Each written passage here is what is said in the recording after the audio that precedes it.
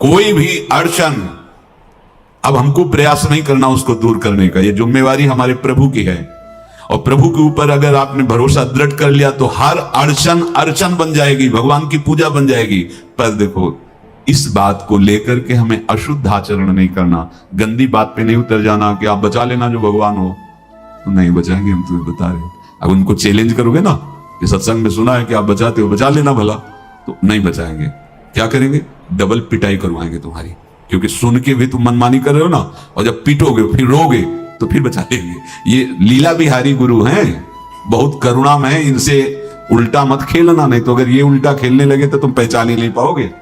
कह रहे हैं अपने आचरण को जानबूझकर अशुद्ध ना करो, तुम्हारी सारी बुराइयों की जिम्मेवारी हरि ले लेंगे। शब्द पर ध्यान दीजिए, जानबूझकर तुम अपनी बुराइयों का प्रयोग मत करो, तुम्हारे में जो बुराई है वो श्री हरि स्वयं स्वीकार कर लेंगे। वो ठीक है, जैसे आग में मल पड़े या चंदन या लोहा पड़े या लकड़ी, आग सबको अपना रूप दे देती है, ऐसे हर बुराई हरि में जाके परम सद्गुण बन जाती है। हम जितना अपने आप को अच्छा बनाने का प्रयास करेंगे, ये संसारियों के समझ में नहीं आएगा, परमार्थ के पथिकों के लिए बात है, और यही विश्राम हो जाएगा। हम अपने आप को जितना अच्छा और बड़ा बनाने की कोशिश करेंगे, उतना ही हमारा प्रयत्न हमको नीचा गिरा देगा। यदि हम अपने को भगवान के आश्रित कर करके उनके नाम का जप और उनकी आज्ञा पे चले तो इतने अच्छे बन जाओगे, बिस्तरे सब जग विमल कीरति साधु संगति ना टरे। इतने महान बन जाओगे कि विश्व आत्मा भगवान जब हृदय से लगा लिए तो जा पर कृपा राम की हुई, ता पर कृपा करे सब कोई। स्वामी का प्रभाव दास में आ जाता है। अरे एक साधारण कीड़ा, भृंगी अपना प्रभाव दूसरे कीड़े पर डालकर उसे भृंगी बना देता है, तो भगवान का नाम गुण रूप लीला धाम तुम्हें ये नहीं प्रदान कर देगा? भगवद आश्रय लेते ही जिसके भय और विषाद नाम जप से नष्ट हो गए, नाम जप और सत्संग से, उसके हृदय में ऐश्वर्य भगवान का प्रकट होता है। तो बाह्य और आंतरिक दोनों वो ऐश्वर्यवान होता है। ज्ञान, विद्या, श्री, कीर्ति, शक्ति, सौंदर्य, माधुर्य ये प्रकाशित होने लगता है। बिना किसी बनावट श्रृंगार के उसके चेहरे पर आकर्षण होता है, देखते ही हृदय लुभायमान हो जाता है। ऐसा माधुर्य होता है भक्तों का, क्योंकि माधुर्य सिंधु प्रभु का चिंतन होता है। जो भगवान के आश्रित है उसे भय की तो कोई गुंजाइश ही नहीं है, कोई गुंजाइश नहीं। क्यों? क्योंकि वो भगवान सर्वशक्तिमान उसकी रक्षा में रहते हैं। बहुत छोटा सा प्रसंग है। एक नीलांबर दास नाम के महान भक्त हुए हैं, जन साधारण गृहस्थ की तरह जीवन व्यतीत करते थे। एक दिन उनको सत्संग सुनने को मिला। सत्संग में जब जैसे यही सब सार बातें, तो उनको लगा कि अभी तक तो हम अपने को पूर्ण मान रहे थे कि हमारे पास रुपया है, पत्नी है, पुत्र है, घर है, सब मौज मस्ती है, लेकिन ये सब छूट जाएगी मरने के बाद, फिर मेरे पास क्या रहेगा? सत्संग यही अंदर आपके विवेक डालता है। बड़ा पश्चाताप उनके हृदय में हुआ। ये है कृपा, जिसको अपने लौकिक भोगों के बीच में रहकर उनसे जलन पैदा होने लगे, जान लेना भगवान उन पर बहुत कृपालु हो गए हैं। उनके हृदय में प्रार्थना जागृत हुई, प्रभु कोई साधन भजन नहीं जानता, अभी तक तो गृहस्थी के भोगों में और भोगों के संग्रह में मुझे ऐसा लगता रहा कि मैं पूर्ण हूं। चिंतन गाढ़ होने लगा प्रभु का। सत्संग जहां हुआ था वहां भगवान जगन्नाथ जी की चर्चा, जो प्रेम विह्वल हुए थे ब्रजलीला में, सुन करके ब्रजलीला का भाव सुनकर श्री सुभद्रा जी, बलराम जी और लाल जी, वो प्रेम विगलित रूप, तो जो हम सुनते वही हमारा अनुराग होता है। तो नीलांबर दास के मन में दृढ़ संकल्प हो गया, अब सबसे पहला जीवन का काम भर नेत्र जगन्नाथ जी को देखूं।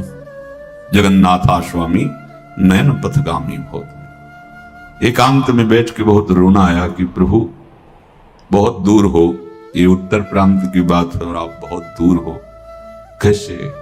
मुझे सामर्थ्य दो कि मैं इस ग्रह रूपी बेड़ियों को तोड़कर निकल पड़ूं, मोह रूपी हथकड़ियों को तोड़कर निकल पड़ूं। ऐसा ही हुआ। जब कोई सच्ची चाह हृदय में प्रकट कर लेता है तो मंजिल दूर नहीं लगती, चाहे जितना दूर हो।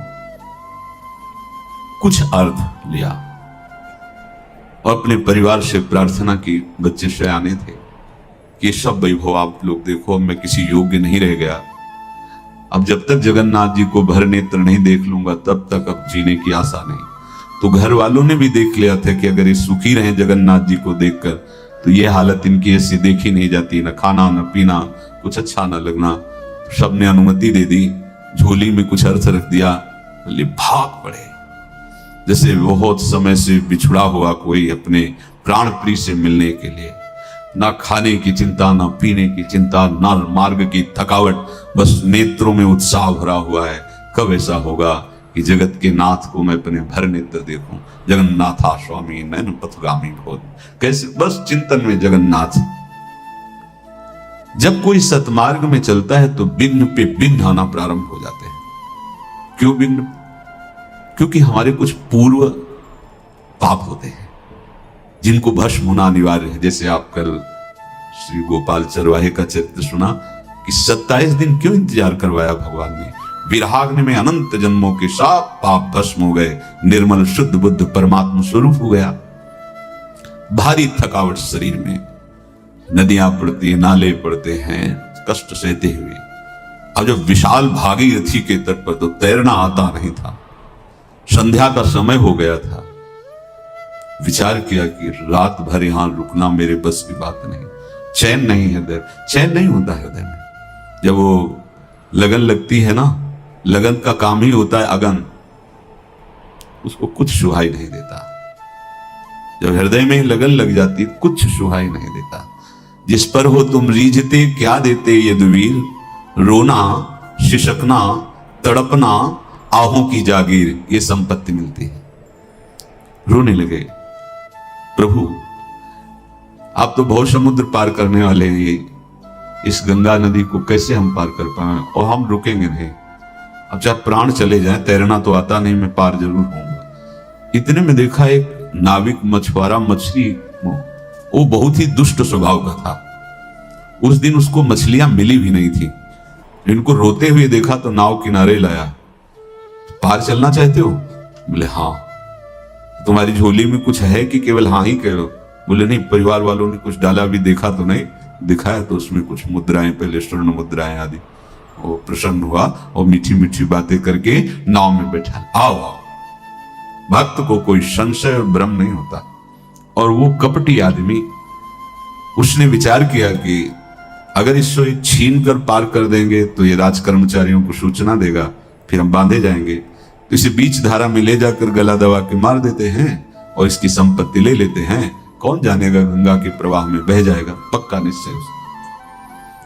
अब जब वो धारा सीधे निकलना है और वो ऐसे चला तो उनका भैया हमें तो पार होना है, आप कहां ले जा रहे हो? बोले चुपचाप। अब उसका रूप बदल गया, वो चुपचाप बैठे रहो, अभी मैं तुम्हें गंगा से क्या इस शरीर से भी पार कर दूंगा। वो समझ गए कि शायद अब इस जन्म में जगन्नाथ के दर्शन संभव नहीं, क्योंकि मारेगा, हाथ में डांड है, अगर उसी से प्रहार करेगा तो। एकदम आर्थ हुए कि प्रभु मरने का तो भय नहीं है, अरे यदि आपको भरने तो देख लेते फिर मारे जाते तो अच्छा था। ये आशा लेकर के मैं मरना नहीं चाहता, एक बार मैं आपको देखना चाहता हूं। भय बिल्कुल नहीं हुआ, भय विषाद भक्त को नहीं होता।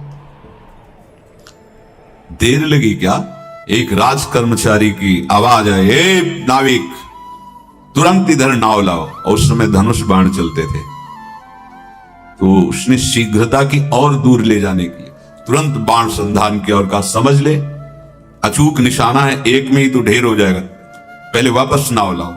अब वो घबरा गया, वापस नाव लाए। तेरे मन में क्या विचार चल रहा है? तू इसको मारना चाहता है? अगर तुझे बचना है तो मेरे देखते देखते उस पार पहुंचा और इनको प्रणाम कर। कौन था ये? कौन ही राज कर्मचारी था? यही है भक्त। निर्भय होता है, उसे कोई भय थोड़ी होता है। बड़े सम्मान से पार उतारा और पूछा तुम्हारा परिचय है क्या इस राज कर्मचारी से?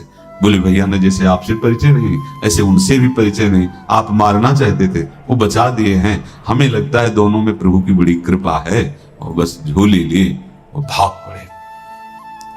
भागते भागते जब जगन्नाथपुरी गए तो ध्वजा दूर से देख के साष्टांग दंडवत की, मानो प्रीतम का इशारा हो गया कि अब हमारा काम बन गया, अब तो जगन्नाथ जी के। और जे ही प्रभु जगन्नाथ जी के सामने गए तो एक बार देखा इतनी प्रेम विकलता कि शरीर छूटा और ब्रजधाम आ गए। प्रभु का विधान संदेह युक्त नहीं होता, निसंदेह तुम्हारे सामने वो विधान प्रकट होगा जिससे तुम्हारा परम मंगल हो जाएगा, परम मंगल हो जाएगा। डरना नहीं। बताया नहीं तो एक बार प्रेम भगत की बात, हमारे पास प्रेम जी आते थे, बहुत नाम जापक थे, श्री हरिवंश श्री हरिवंश। तो उनसे पूछा आपकी ऐसी नाम निष्ठा कैसे आई? तो उनका गलती से नाम निष्ठा कैसे आती है? तो किसी पद के अधिकारी थे जिसमें किसी कानून के विरुद्ध उसमें दस्तखत कर देने से करोड़ों रुपया उनको प्राप्त होना था। तो रात्रि में ऑफिस में बुलवा के उन्होंने वो गलती कर दी। दस्तखत के बड़े अधिकारी थे और वो उनको पता नहीं था कि वो षड्यंत्र है, और पहले से कैमरा रख दिया गया था, पूरा वीडियो लेते देते, बातचीत करते, दस्तखत करते, सब प्रमाण। तो सुबह जो उनकी आरती उतारी गई समाज में, तो बस घर वाले भी उनसे कि जैसे पुत्र थे पत्नी कि पिताजी पापा आपसे ऐसी आशा थी, मार दिया हम सब लोगों को आपने, कब हम लोगों ने धन की मांग की आपसे, आप इस अवस्था में ऐसा कर। तो घर से ये वचन और बाहर तो सब उपहास उनका, और उन्होंने निश्चय किया रात्रि में आत्महत्या कर लेंगे। कर्म बड़ा विचित्र होता है।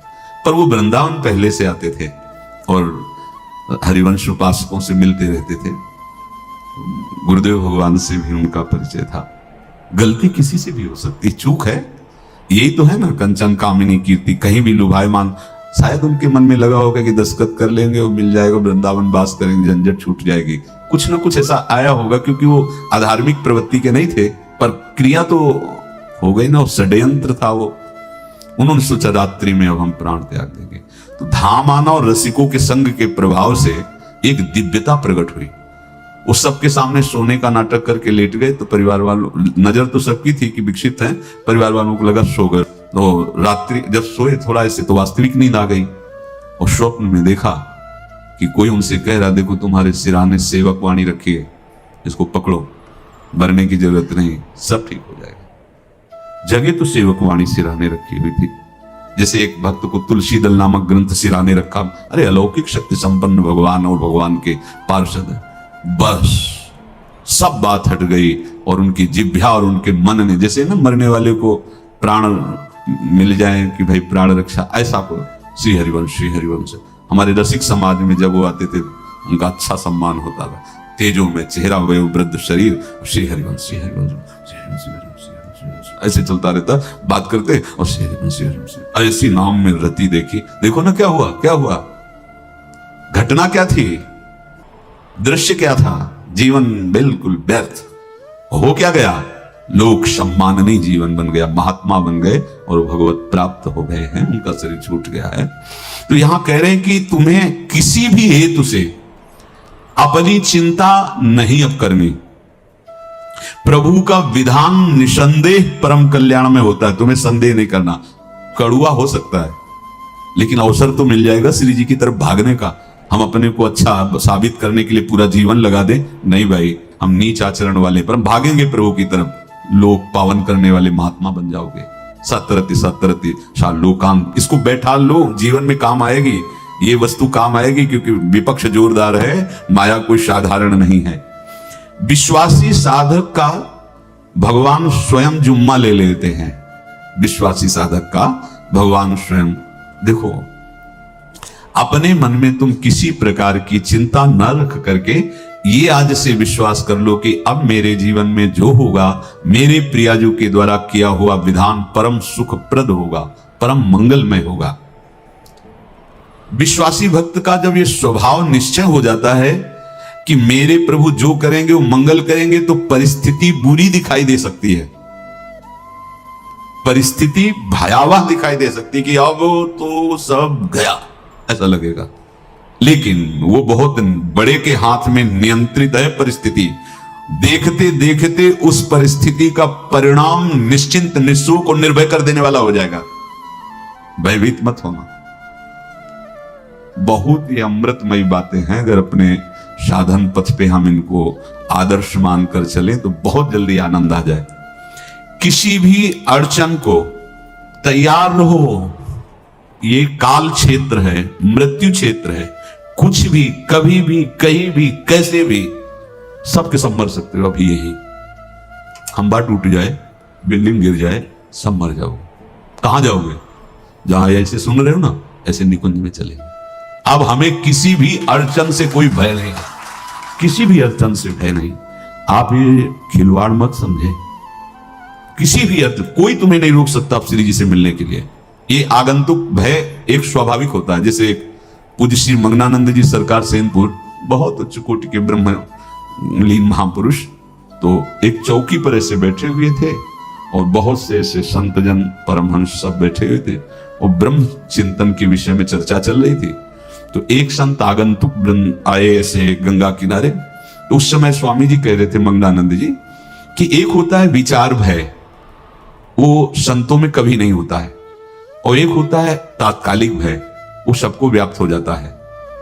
तो उन्होंने कहा कि स्वामी जी वैसे हम आपका आदर करते हैं, लेकिन इस बात पर हमारा मतलब मन नहीं बैठ पा रहा है कि जो ब्रह्म स्वरूप को जान गया उसको विचार भय तो होगा ही नहीं, लेकिन स्वाभाविक भय कैसा हो सकता है?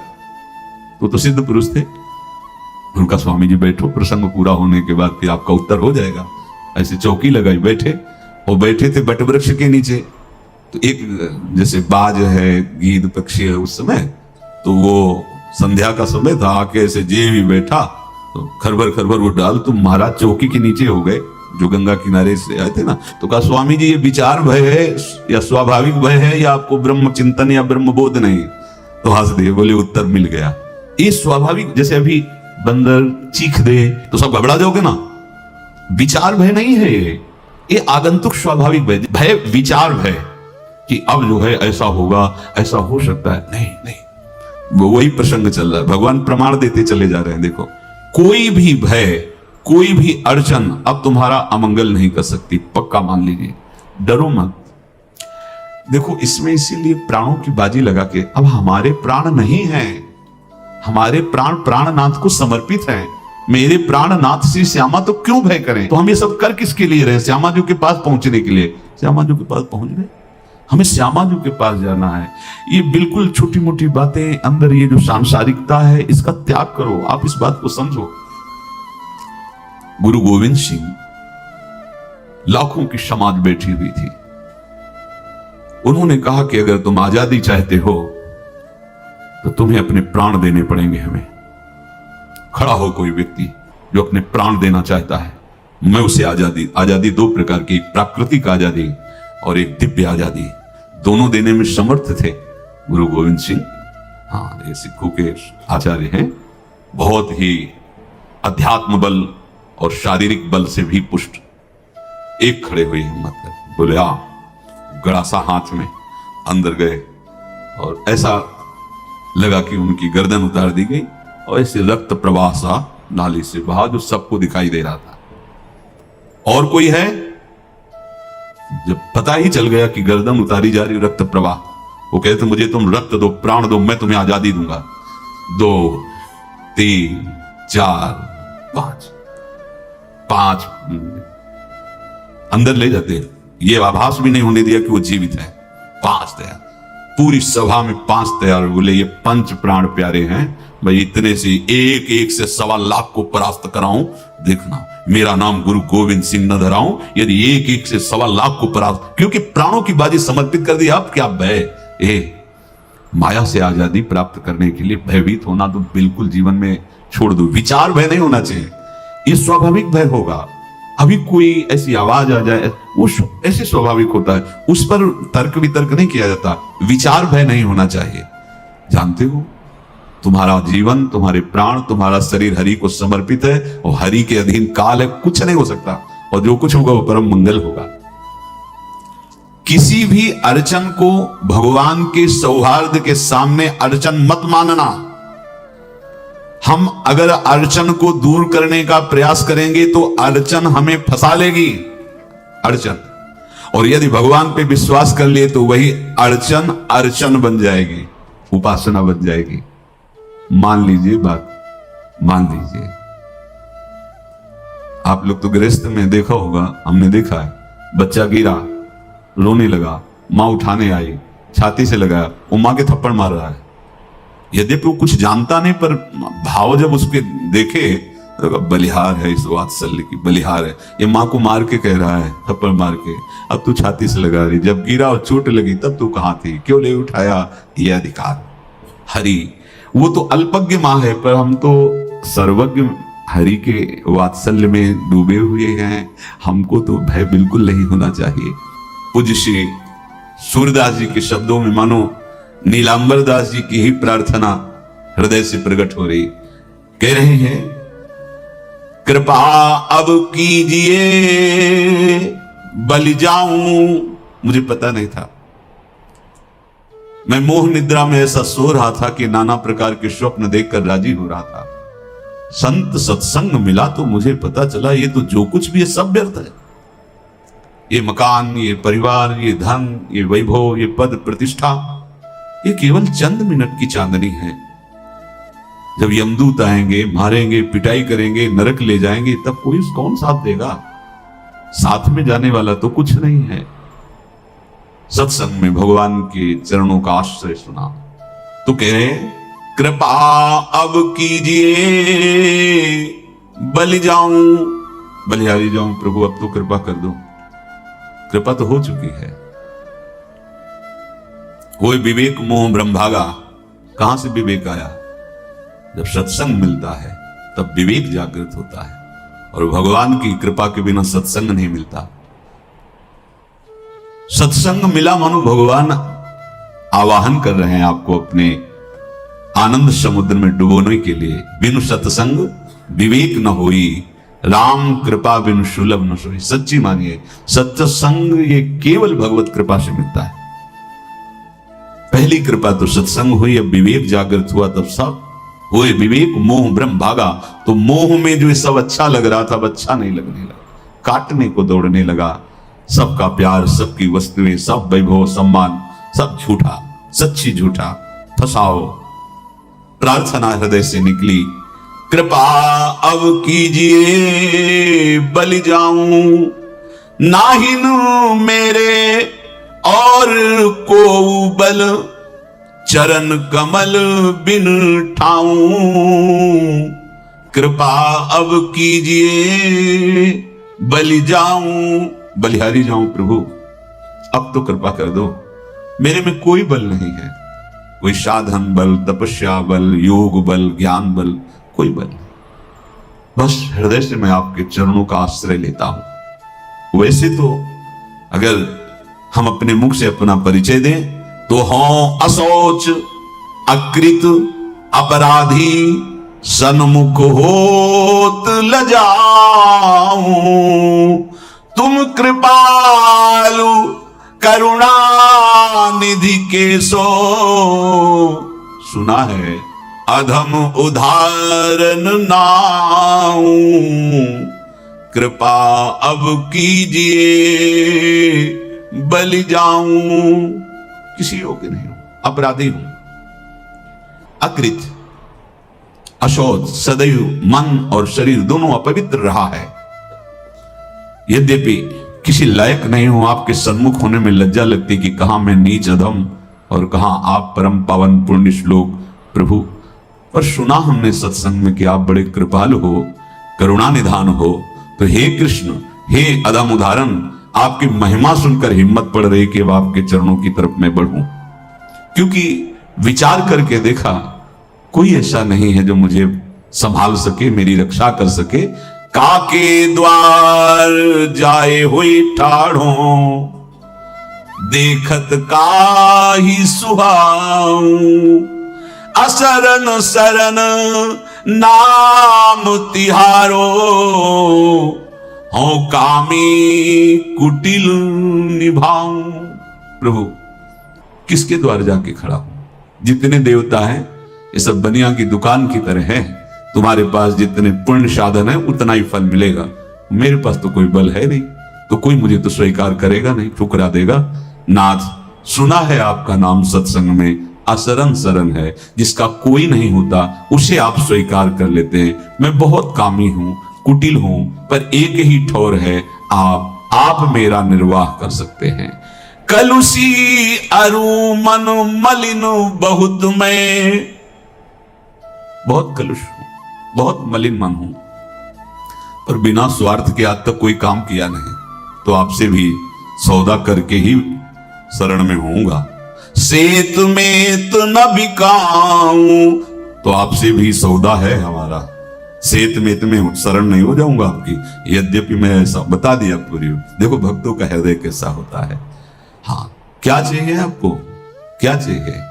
तो सूर पतित पावन पद अम्बुज, सो क्यों परिहरि जाऊं, कृपा अब कीजिए बलि जाऊं। सेत में नहीं बिकाऊंगा, आपके चरण का मोल लूंगा, सदैव आपके चरण हमारे हृदय में रहे, मेरा मन आपके चरणों के आश्रित रहे, ये दे दो, अब मैं आपका ही हो गया, बिक गया। ये मूल्य आपको देना पड़ेगा, आप अपने चरणों का आश्रय और अपना चिंतन। हमारी तुम्हारी होड़ पड़ी है, ना जाने करिहो कहा तुम नागर नवल हरी, मोहि प्रभु तुम सो होड़ परी।